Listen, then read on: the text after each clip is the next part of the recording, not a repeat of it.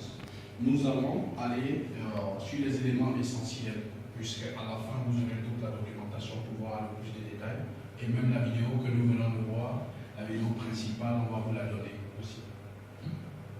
Bien. Vous ça? Merci.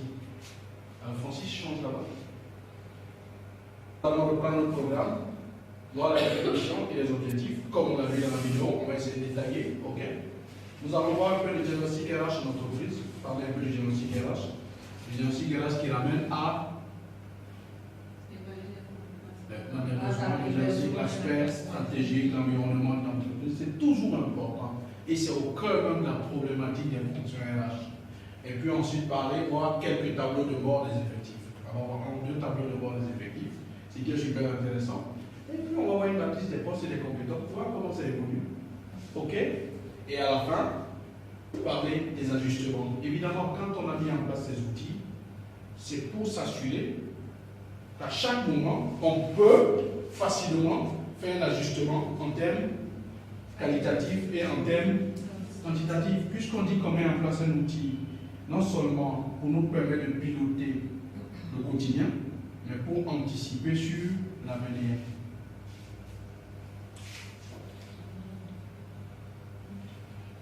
Alors, qu'est-ce qu'on définit ici? La gestion prévisionnelle. Regardons d'abord ce schéma. Suivez-moi. Si vous êtes fatigué, suivez-moi. Ah, d'accord. OK. Alors, regardez un peu. GPEC, anticipation, formation. Suivons la flèche. Anticipation, formation. Capacité des salariés, compétences, qualification, expérience. Ensuite, valorisation des VAE, valorisation des fameux, c'est la valorisation des acquis. Ce qui fonctionne en Europe, véritablement. Mais ici, on peut l'intégrer. Il y a des personnes qui, par exemple, passent d'un poste de technicien, mais qui ont une expérience tellement poussée, parfois sont au-delà même des ingénieurs juniors. Ok? Ces personnes, par expérience, ont une maîtrise totale de leur environnement. C'est des gens qu'il faut valoriser. C'est important. Ensuite, on va voir le bilan de compétences et la réorganisation pour arriver sur le besoin des entreprises, d'accord, en termes de compétences, qualifications et expérience. Qu'est-ce que vous voyez là? Qu'est-ce qui vous saute à l'œil? Compétences. Besoin des entreprises, suivez-moi. D'un côté, capacité des salariés de l'autre côté. Compétences, qualification, expérience. À la fin du processus, ce qu'on a ici en termes de besoins d'entreprise doit correspondre avec les capacités des salariés. Donc, pour que ceux-ci puissent correspondre aux besoins, on doit anticiper, on doit mettre en place des outils et on doit former ces personnes. Évidemment, quand on finit de faire ça, on les forme, on leur permet d'acquérir ces compétences. On doit maintenant évaluer pour nous assurer que ces compétences ici correspondent bien à ça. Donc c'est un cycle continu et ça doit être fait régulièrement pour ne pas dire tout le temps, pour s'assurer qu'à chaque moment on est aligné. Chaque moment on est aligné, chaque moment on est aligné. Sinon, si on dort, on va se réveiller un matin, les compétences ne sont pas alignées, le concurrent est déjà en avance. On est passé à la 4G par exemple en télécom, c'est grave, et puis c'est fini. Et vous savez que le marché ne pardonne pas. Alors, ceci dit, allons-y voir la GPEC en termes des objectifs. Premier objectif, faciliter la mobilité géographique et fonctionnelle. Faciliter la mobilité géographique et fonctionnelle. Pourquoi géographique, pourquoi fonctionnelle? Ça joue un peu Bien sûr. Donc, Bien sûr. Par exemple, on parle de mobilité, Un besoin à tel endroit, on doit pouvoir prendre ici, préparer et puis combler. Ça va permettre aux gens de quitter leur environnement, leur redonner de nouveaux challenges et puis ensuite rebooster. C'est clair. Mais il faut bien qu'on sache s'ils ont la compétence nécessaire pour aller à ce point. Géographique, fonctionnel. Ça c'est important. Deuxième objectif, optimiser la formation, le transfert de compétences afin d'éviter la perte de savoir dans l'entreprise. Alors je répète, optimiser la formation, le transfert de compétences afin d'éviter la perte de savoir dans l'entreprise. Ça vous ramène à quoi? Ça attire notre attention sur quoi?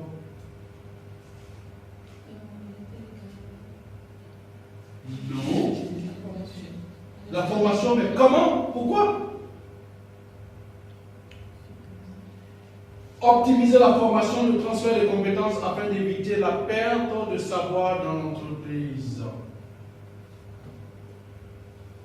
Si on a une seule personne qui maîtrise une action, une activité, un savoir-faire, qu'est-ce qui va se passer demain si cette personne a un accident? Il y a une perte de compétences totale. Alors comment allons-nous faire pour qu'il n'y ait pas perte de compétences? Quelle est la première action? Comment on prépare cette personne si on ne sait même pas quel type de compétences elle a? La première action, c'est de savoir toutes les compétences existantes dans notre entreprise. Et les compétences liées à chaque métier. Et à chaque métier, chaque compétence, savoir pour chaque employé quel est le niveau qu'il a de cette compétence. On a la compétence niveau basique, niveau moyen, niveau expert. Pour chaque compétence. Je prends par exemple, vous êtes en ressources humaines. On vous dit une des compétences en ressources humaines, c'est de maîtriser les outils de recrutement ou maîtriser le processus de recrutement ou savoir mettre en place un projet de recrutement de bout en bout. C'est une compétence, oui ou non? Soit vous êtes niveau 0, soit vous êtes moyen, soit vous êtes expert ou spécialiste. Ok? Il faut bien qu'on sache, si on ne fait pas une mise en place des compétences, comment on sera? Donc la GPEC nous permet de faire ça. Troisième objectif, acquérir un avantage compétitif pour faire face à la concurrence en gérant les compétences comme des sources de création de valeur. En gérant les compétences comme des sources de création de valeur. Les entreprises qui gagnent ne sont pas celles qui ont beaucoup de ressources financières, ne sont pas celles qui ont beaucoup de matière. Ce sont celles qui ont la compétence rare et qui savent transformer cette compétence en talent pour faire le produit exceptionnel, le service exceptionnel. La gestion prévisionnelle vient vous permettre de mettre en place ces compétences, de détecter la compétence rare qu'il faut à court, moyen et long terme et de préparer vos employés à atteindre ce niveau. Dans le cadre de la veille. Quatrième objectif, adapter les ressources humaines. Quand on dit adapter en termes de quantité et de qualité. Ensuite, cinquième objectif, maintenir l'employabilité des salariés en anticipant et en maintenant une veille technologique et en leur assurant la formation. C'est quoi l'employabilité? C'est quoi l'employabilité? Improving on your potentials. Always being marketable. You're always. Alors, de façon simple, ok? Si on prenait des produits, c'est maintenir le niveau de ce produit en termes de qualité, en termes de coût, en termes d'attractivité, de sorte qu'il soit à un niveau top sur le marché, n'est-ce pas? Vous, c'est de vous développer de sorte à créer une dépendance de votre employeur par rapport à vous. Parce que vous avez des compétences exceptionnelles dont il aura toujours besoin. À partir du moment où il n'a plus besoin de cette compétence, on commence à vous mettre au tiroir. Alors, on me dira, c'est l'employeur qui va développer les employés. Faux. Dans le cadre de développement en termes de maintenance à un niveau d'employabilité, l'employeur n'a que 30% de rôle. Le reste, c'est l'employé lui-même qui se repositionne et qui se met en place un plan de développement. 70%. C'est toi qui fais le reste. Si tu n'as pas un plan de carrière toi-même, un plan de développement, comment tu voudrais que l'employeur te développe? Parce que tu peux avoir des talents, mais peut-être que tu ne sais pas comment les orienter.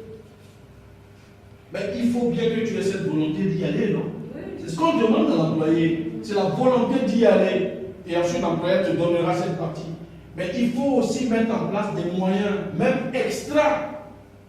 Il peut arriver que l'entreprise ne t'offre pas cette opportunité. Vous êtes ici en train de vous former depuis 4 mois dans le cadre d'un programme de responsable de ressources humaines. Ce sont vos entreprises qui ont payé? Non. Vous êtes en train de vous offrir d'autres compétences qui vont vous amener ou qui vont vous permettre de vous repositionner sur le marché en termes de valeur additionnelle. C'est ça l'employabilité. Parce que vous avez un plan de carrière très clair dans la tête. Vous savez où vous voulez aller et vous savez les compétences qu'il vous faut pour être plus équilibré quand vous allez occuper un certain nombre de postes. Oui ou non? C'est ça.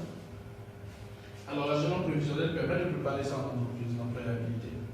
Si vous évaluez les gens, vous connaissez les compétences nécessaires, vous mettez en place la cartographie des postes, la cartographie des compétences, vous mettez en place le bilan des compétences, vous pouvez indiquer à chaque employé son niveau par rapport à telle ou telle projection et il peut se préparer. S'il ne sait pas comment il se situe par rapport à telle ou telle position, comment vous voulez qu'il se prépare honnêtement? Parfois il se surestime ou il se sous-estime. Mais un outil de ce genre mis en place permet à chaque employé de s'évaluer de façon régulière. On est d'accord? Ensuite, ou le dernier point, permettre une meilleure gestion des carrières, évidemment. Parce que vous allez avoir une traçabilité, une visibilité par rapport aux compétences et les gens vont pouvoir se projeter. La carrière, c'est d'abord la volonté individuelle d'y aller. L'entreprise met en place des outils, des process. L'entreprise accompagne, mais il faut que vous-même vous ayez cette volonté d'y aller. En développant des compétences et en détectant les savoirs, savoir-être, savoir-faire de chaque individu. L'entreprise va détecter, mais il faut que vous-même vous ayez cette volonté d'y aller. Ok? Alors, une fois qu'on a vu les objectifs, on va voir un peu les différents points du diagnostic. C'est vraiment une synthèse. C'est faire l'état des lieux de la gestion du personnel, vérification des obligations juridiques. Avant tout, avant toute chose, il faut faire l'état des lieux de votre gestion des ressources humaines quand vous voulez mettre en place un outil GPEC. C'est très important. Si vous ne respectez même pas les principes de base de la loi du travail, des dispositions du travail, vous allez parler de projection. Commencez d'abord par résoudre le quotidien. Vous vous souvenez dans la vidéo? Vérification des obligations juridiques, vérifier le personnel, les effectifs, l'âge, la qualification, les postes occupés. Il faut faire ce diagnostic-là. La politique de formation, est-ce qu'elle existe ici? Vous avez le plan de formation, ici vous avez le droit individuel de formation, le DIF, qui est pratiqué en France. En Afrique, ici au Cameroun, on n'a pas ce droit individuel de formation. D'accord? Le droit individuel de formation, c'est une possibilité, parce que chaque employeur cotise, les employeurs aussi cotisent, c'est une possibilité pour toi de demander des formations, même qui sortent de ton domaine d'activité, mais qui sont payées par l'institution publique qui gère la formation, et la formation professionnelle. C'est généralement, je ne connais pas celui de la France, mais en Côte d'Ivoire, c'est 1% de cotisation qui est faite par chaque employé. Et après, ils ont droit à un certain nombre de formations qui est sponsorisée. Normalement, ici au Cameroun, ça devait être l'FNE qui devait sponsoriser ce droit individuel de formation. Voilà. Mais des fois, ils ont des formations. Ou alors, non, il faut que c'est nous-mêmes qui disons le genre de formation. En fait, il faut y aller. Normalement, en France, vous avez des institutions, vous avez des bureaux, des services où vous pouvez aller demander. Et vous faites un certain nombre de dossiers, on vous fait faire des formations. Mais ici, il faut aller il faut guetter pour voir quand est-ce qu'il y a des formations. Parfois, on fait des demandes. Mais quand ça arrive, ce n'est pas des gens qui ne sont même pas du profil, qui n'ont pas besoin d'une formation sur des qui se retrouvent là-bas. En Afrique, c'est ça. Ok? Alors, il faut regarder, on reprend, la vérification des obligations juridiques. Administration pure, du travail. Ok? Affichage des conventions collectives, les documents, on dit tous les documents uniques, les documents du personnel, les livres, etc. Il faut regarder tout ça, s'assurer que vous êtes en règle. Il faut maintenant regarder le personnel, les effectifs, l'âge du personnel, la qualification des postes occupés. Il faut que vous ayez une visibilité. Parce que prenez simplement l'âge. Vous allez, si vous ne regardez pas, vous allez être surpris. Et vous rendez compte que dans l'année prochaine, il y a 10-15 personnes qui vont à la retraite. Et vous avez des gens qui ont 55 ans, qu'on met dans des services où ils doivent soulever de grosses caisses. Parce que vous ne savez même pas. Parce que vous n'avez pas regardé. Et après, vous êtes surpris qu'une partie de ces gars-là qui sont peut-être au sous-sol en vernis. Bien sûr. Et ça, il faut surveiller. C'est bon. C'est très, très, très important. Ensuite, la politique de formation. Il faut s'assurer qu'on ait une politique de formation optimale. Quand on parle de politique de formation, c'est une politique qui tient compte des besoins par rapport à la stratégie et qui met en place des plans de développement, des plans de formation pour pouvoir développer les compétences des uns des autres en vue d'atteindre les objectifs de l'entreprise. Mais ce n'est pas une politique qui amène qui veut, quand ou comment en formation.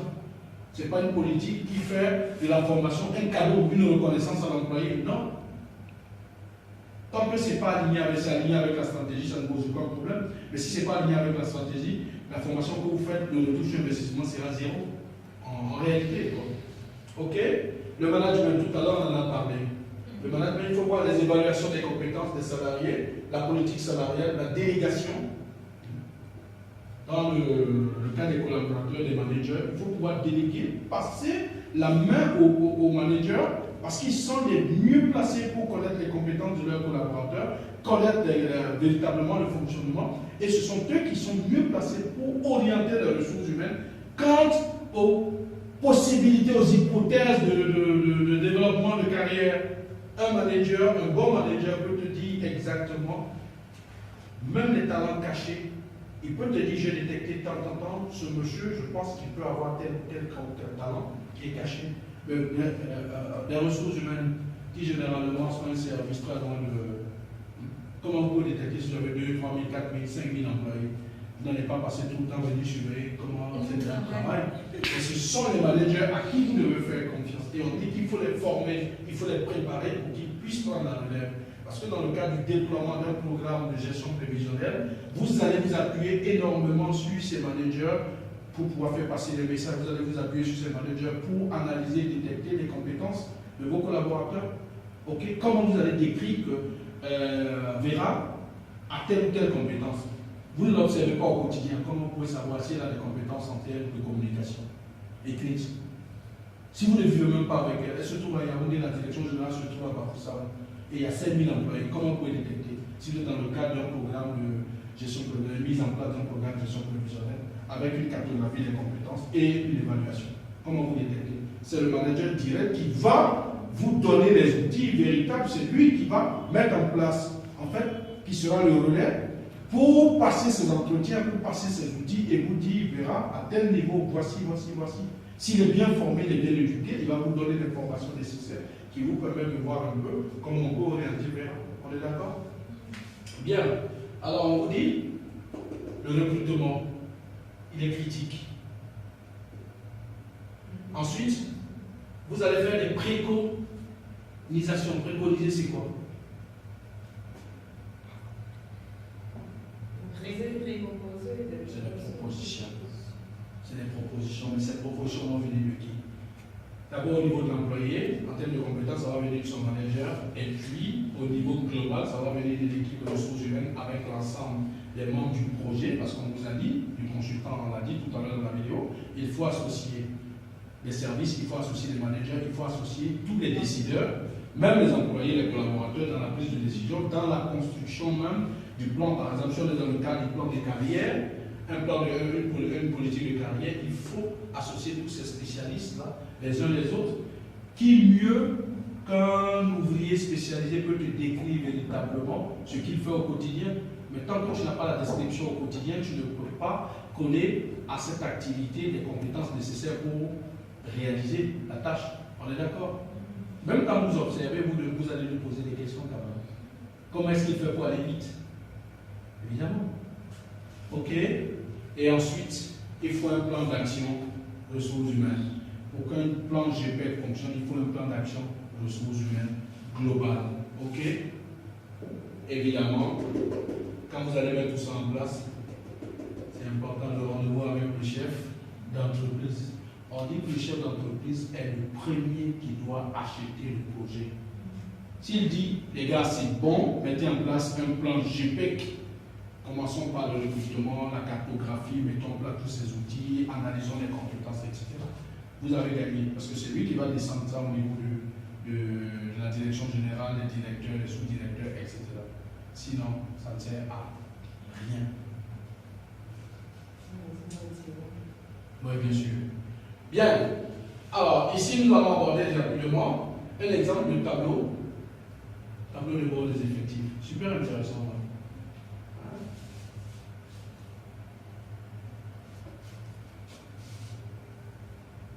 Première colonne, arrêt maladie, accident de travail, démission, départ en cours de période d'essai, licenciement.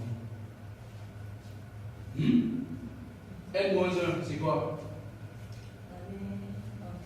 Antérieur. Vous allez mettre tout ça ici. Les prévisions.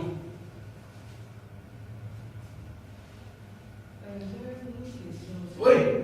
Si on a par exemple embauché des temporaires ou des CDD, on les place où là? Vous allez placer où? Départ en période d'essai. Où est-ce là? On les place où exactement? Départ, c'est départ en cours de période d'essai. Départ en cours de période d'essai. Ce tableau de bord vous permet d'évaluer tout ce qui peut être risque. Tu veux bien? Arrêt maladie, accident de travail, démission, départ en cours, période d'essai, licenciement. Ça, ce n'est pas le tableau de gestion quotidienne des effectifs. C'est un tableau qui vous permet de voir, d'avoir une visibilité, de faire une projection pour que vous puissiez vous dire, dans mon entreprise, on a une proportion de décès de 2% ou de 1%. Il faut que vous ayez ce tableau-là. Ma question, c'est que ça concerne tout employé de l'entreprise, que ce soit temporaire, CDD. Non, les employés qui ont un contrat, les employés permanents. Maintenant, vous pouvez le faire. Les CDD, si c'est un CDD de 3 mois, ça va. Mais si c'est les CDD qui vont à 2 ans, 2 ans, on les considère. Au-delà de 6 mois déjà, ils constituent des employés. Des contrats de 2 ans, on les considère. Mais si c'est des trucs de 2 mois, 1 mois renouvelables, on les considère. Ok? C'est pas statique, je crois. Non, c'est pas statique. Pas statique. Généralement, on dit que c'est des emplois saisonniers. C'est quand il y a des pics d'activité qu'on prend, c'est temporaire. Et quand les activités se stabilisent, on les libère. Ok? Il faut que premièrement vous ayez ce tableau. Vous allez parler du tableau général des effectifs, mais vous devez avoir ce tableau des risques. C'est important. La plupart du temps, vous voyez le tableau général des effectifs, mais vous ne voyez pas ce tableau. Ça, c'est important. Vous devez savoir en moyenne. C'est en fait une tendance qui vous permet de faire vos projections. On va arriver au deuxième tableau. Combien j'ai eu d'arrêt maladie l'année dernière? Combien j'ai eu d'accidents de travail, de démission? Ok? À partir de ça, je fais une projection. Oui, je fais une projection pour l'année suivante. L'année que je vise en fait.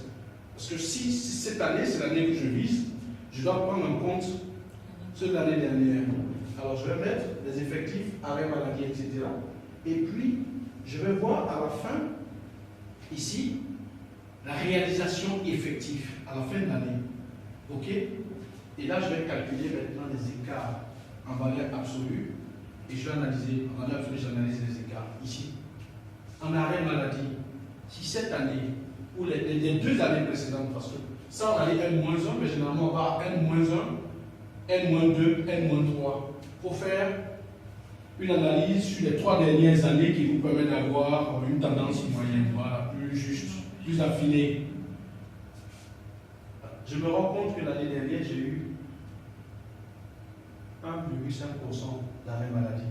L'année précédente, j'ai eu 1,8%. L'année d'avant, j'ai eu 3%. Je vais aller guetter pourquoi l'année d'avant, j'ai eu 3%. Quelles étaient les incidences? Donc, du coup, quand je dois faire ma projection, je vais prendre une tendance d'un 5. Je dois tenir compte de cette tendance d'un 5 d'arrêt maladie sur peut-être une période de 2-3 jours, moyennement, quand je fais mes projections d'effectifs. Cela me permet, en période de pic, de savoir comment je fais. Pourquoi c'était un moment donné, vous vous souvenez? Il y avait beaucoup de collègues qui avaient... Voilà. Ça a été pris en compte à un moment, les gens commençaient à faire des projections, à analyser qu'est-ce qui va se passer, etc. Ce tableau, généralement, vous ne l'avez pas. On a juste le tableau des effectifs par département, partout. Mais le tableau des risques et des possibilités, parce que les arrêts maladie, il faut aussi les calculer sur les longues périodes. Imaginez 1 ou 2 jours, apparemment c'est 1 ou 2 jours, mais quand tu le prends à l'échelle de l'entreprise, ça devient beaucoup de jours, beaucoup d'heures non travaillées. Hein? Oui. Quand vous prenez une entreprise de 2000 personnes, si vous avez 2, 3, 4, 5% du personnel qui a un arrêt maladie, calculez le nombre d'heures que ça fait en moyenne de 2-3 jours. Et vous chiffrez en termes de salaire payé non travaillé. Ok? On passe à la deuxième tableau. Voilà. Extrait d'une matrice des postes.